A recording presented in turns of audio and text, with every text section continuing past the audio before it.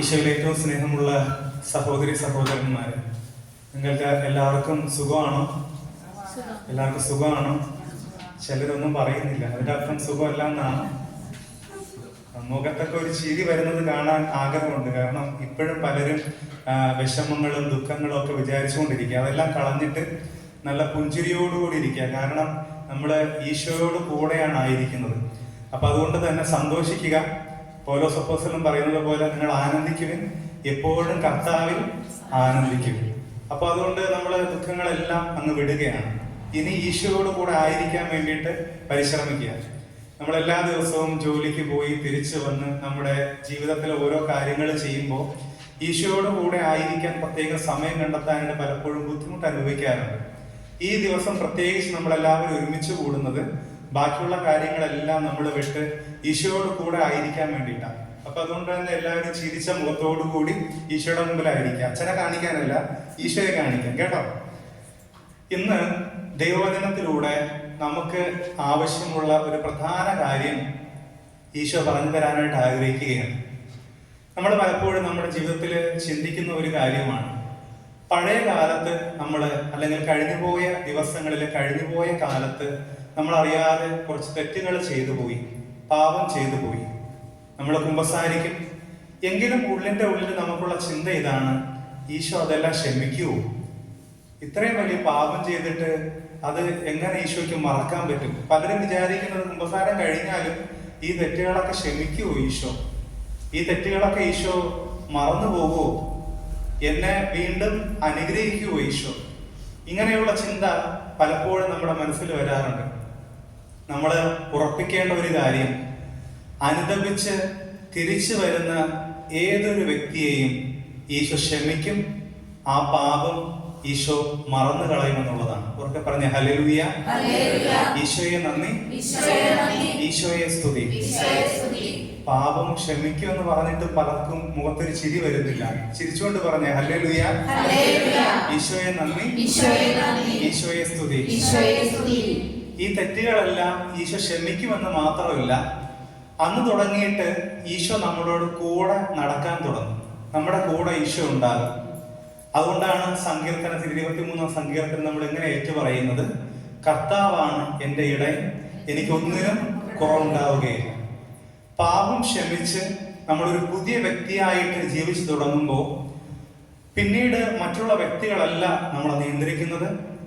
നടന്നുപോയ നമ്മുടെ ജീവിതത്തിൽ വന്നുപോയിട്ടുള്ള ആ പാപകരമായ അവസ്ഥകളല്ല നമ്മളെ നിയന്ത്രിക്കുന്നത്. മറ്റുള്ള ഒന്നും നമ്മളെ ഒന്നും ചെയ്യുകയില്ല. അന്ന് തുടങ്ങി നമ്മളെ നയിക്കാൻ പോകുന്നത് കർത്താവായ യേശുക്രിസ്തുവാണ്. ഉറക്കെ പറഞ്ഞ ഹല്ലേലൂയ, ഈശോയെ നന്ദി, ഈശോയെ സ്തുതി.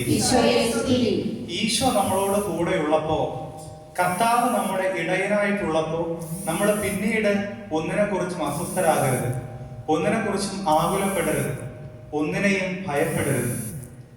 ഈശോ നമ്മളോട് കൂടെ ഉള്ളപ്പോ, നമുക്ക് ശക്തനായ ദൈവം നമ്മളോട് കൂടെ ഉള്ളപ്പോ വേറെ ഒന്നും നമ്മളെ അലട്ടരുത്. പൗലോസ് അപ്പോസ്തലൻ പറയുന്നത് പോലെ, ദൈവം എന്നോട് കൂടെയെങ്കിൽ ആരെനിക്ക് എതിര് നിൽക്കും? ഈശോ എന്റെ കൂടെയുണ്ട്, അതുകൊണ്ട് ധൈര്യമായിട്ട് എനിക്ക് മുന്നോട്ട് പോകാം. കുമ്പസാരത്തിൽ നമ്മുടെ തെറ്റുകളെല്ലാം ഏറ്റുപറഞ്ഞ് ഒരു പുതിയൊരു ജീവിതത്തിലേക്ക് കടന്നു കഴിയുമ്പോൾ പിന്നീട് നമ്മൾ ഉറച്ചു വിശ്വസിക്കേണ്ട ഒരു കാര്യം, എല്ലാ കാര്യങ്ങളിലും ഈശോ ഇടപെടും. നമ്മുടെ ജീവിതത്തെ പിന്നീട് മുന്നോട്ട് നയിക്കുന്നത് ഈശോയായിരിക്കും. എല്ലാ കാര്യങ്ങളിലും നമുക്ക് വേണ്ട സഹായം ഈശോ നൽകും. ഇത് നമ്മൾ ഉറച്ച് വിശ്വസിക്കണം. നിങ്ങൾ വിശ്വസിക്കുന്നുണ്ടോ? ഇതിൽ വിശ്വസിക്കുന്നുണ്ടോ? ഉറച്ച് വിശ്വസിക്കണം. കാരണം വിശുദ്ധിയിൽ ജീവിക്കാൻ, ഈശോയുമായിട്ട് ചേർന്ന് ജീവിക്കാൻ തീരുമാനമെടുത്ത ഒരു വ്യക്തി ഒറ്റയ്ക്കല്ല, ഈശോ ആ വ്യക്തിയോട് കൂടെയുണ്ട്. ഇന്നത്തെ തിരുനാൾ നമ്മളെ ഓർപ്പിക്കുന്നത് ഈശോ നമുക്ക് വേണ്ടി ഈ ഭൂമിയിൽ വന്നു എന്നുള്ളതാണ്. നമ്മളെ രക്ഷിക്കാനായിട്ട് വന്ന ഈശോനാഥൻ നമ്മുടെ പാപങ്ങളെല്ലാം സ്വന്തം തോളിൽ ഏറ്റെടുത്തുകൊണ്ട് കുരിശിൽ മരിച്ചുവെങ്കിൽ ആ ഈശോനാഥൻ നമുക്ക് വേണ്ടി ഏതറ്റം വരെയും പോകാനായിട്ട് മടിക്കുകയില്ല. അതുകൊണ്ട് തന്നെയാണ് ഈശോനാഥൻ നമ്മുടെ സന്നിധിയിലേക്ക് കടന്നു വരുമ്പോൾ, നമ്മുടെ അടുത്തേക്ക് വരുമ്പോൾ നമുക്ക് വേണ്ട സമ്മാനങ്ങളുമായിട്ടാണ് ഈശോനാഥൻ കടന്നു വരുന്നത്. He gives us a gift, a new gift. എപ്പോഴെല്ലാം നമ്മൾ ഒരു പുതിയ ജീവിതം നയിക്കാനായിട്ട് തീരുമാനമെടുക്കുന്നുവോ അപ്പോഴെല്ലാം നമ്മുടെ സന്നിധിയിലേക്ക് ഈശോ കടന്നു വരുമ്പോൾ വെറും കൈയോടെ കടന്നു വരില്ല. അവൻ നമ്മുടെ അടുത്തേക്ക് വരുന്നത് നമുക്ക് നൽകാനുള്ള കൃപകളുമായിട്ടാണ്, സമ്മാനങ്ങളുമായിട്ടാണ്. ഉറക്കെ പറഞ്ഞ ഹല്ലേലൂയ. ഈശോയെ നന്ദി, ഈശോയെ സ്തുതി. അവൻ നമുക്ക് തരുന്ന സമ്മാനം എന്ന് പറയുന്നത് പരിശുദ്ധാത്മാവാണ്. അതുകൊണ്ടാണ് ജ്ഞാനസ്നാനം സ്വീകരിച്ചു കഴിഞ്ഞപ്പോൾ പരിശുദ്ധാത്മാവ് ഇറങ്ങി വരുന്നത്. അതുപോലെ തന്നെ ഈശോനാഥൻ ഒന്നാമത്തെ വായനയിലൂടെ നമ്മളോട് പറയുന്ന കാര്യം ഇത് തന്നെയാണ്. പരിശുദ്ധാത്മാവിനാലും അഗ്നിയാലും ഈശോ നമ്മളെ ശുദ്ധീകരിക്കുമെന്ന്. സ്നാപക യോഹന്നാൻ ഏറ്റു പറയുന്ന ഒരു കാര്യം ഇതാണ്: ഈശോ വന്നു കഴിയുമ്പോൾ നിങ്ങൾക്കൊരു സ്നാനം നൽകും, നിങ്ങൾക്കൊരു മാമോദീസ നൽകും.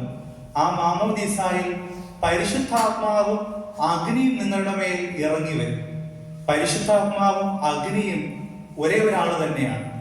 അഗ്നി എന്നുള്ള പദം സുവിശേഷത്തിൽ കടന്നു വരികയാണെങ്കിൽ അതിന്റെ അർത്ഥം പരിശുദ്ധാത്മാവ് എന്നാണ്.